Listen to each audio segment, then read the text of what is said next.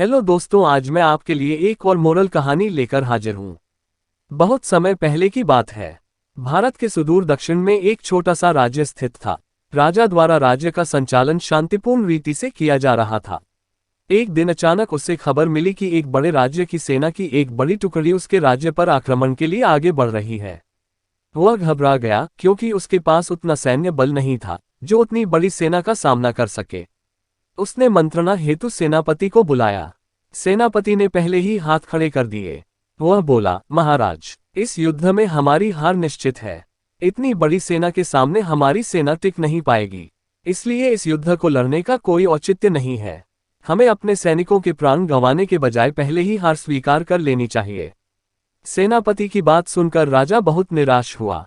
उसकी चिंता और बढ़ गई। वह समझ नहीं पा रहा था कि क्या करे और क्या न करे। अपनी चिंता से छुटकारा पाने के लिए वह राज्य के संत के पास गया। संत को उसने पूरी स्थिति से अवगत कराया और बताया कि सेनापति ने तो युद्ध के पहले ही हाथ खींच लिए हैं। ये सुनकर संत बोले, राजन, ऐसे सेनापति को तो तुरंत उसके पद से हटाकर कारागृह में डाल देना चाहिए।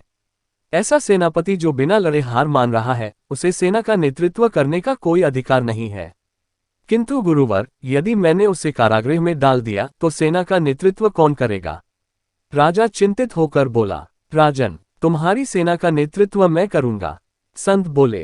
राजा सोच में पड़ गया कि संत युद्ध कैसे लड़ेंगे। उन्होंने तो कभी कोई युद्ध नहीं किया है।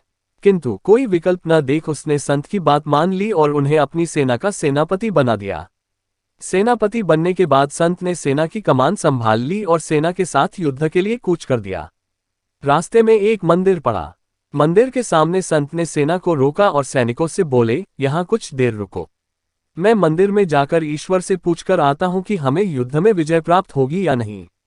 ये सुन सैनिकों ने चकित होकर पूछा, मंदिर में तो भगवान की पत्थर की मूर्ति है, वह कैसे बोलेगी? इस पर सेना की कमान संभाल रहे संत ने कहा, मैंने अपनी सारी उम्र दैवीय शक्तियों से वार्तालाप किया है, इसलिए मैं ईश्वर से बात कर लूंगा।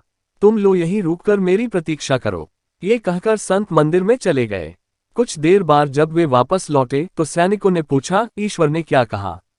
संत ने उत्तर दिया, ईश्वर ने कहा कि यदि रात में इस मंदिर में प्रकाश दिखाई पड़े तो हमारी विजय निश्चित है। पूरी सेना रात होने की प्रतीक्षा करने लगी। रात हुई तो मंदिर में उन्हें प्रकाश दिखाई पड़ा। ये देख सेना खुशी से झूम उठी। उन्हें विश्वास हो गया कि अब वे युद्ध जीत लेंगे। उनका मनोबल बढ़ गया और वे जीत के मंसूबे से युद्ध के मैदान में पहुंचे। युद्ध 21 दिन चला। सैनिक जी जान से लड़े। फलस्वरूप उनकी विजय हुई। विजयी सेना के वापस आते समय फिर वही मंदिर पड़ा। तब सैनिकों ने संत से कहा कि ईश्वर के कारण हमारी विजय हुई है, आप जाकर उन्हें धन्यवाद दे आएं। संत ने उत्तर दिया, इसकी कोई आवश्यकता नहीं है। ये सुन सैनिक कहने लगे, आप कितने कृतघ्न हैं। जिस ईश्वर ने मंदिर में रोशनी कर हमें जीत दिलाई, आप उनका धन्यवाद भी नहीं कर रहे। तब संत ने उन्हें बताया, उस रात मंदिर से आने वाली रोशनी एक दिए की थी और वह दिया मैं वहां जलाकर आया था। दिन में तो वो रोशनी दिखाई नहीं पड़ी, किंतु रात होते ही दिखाई देने लगी।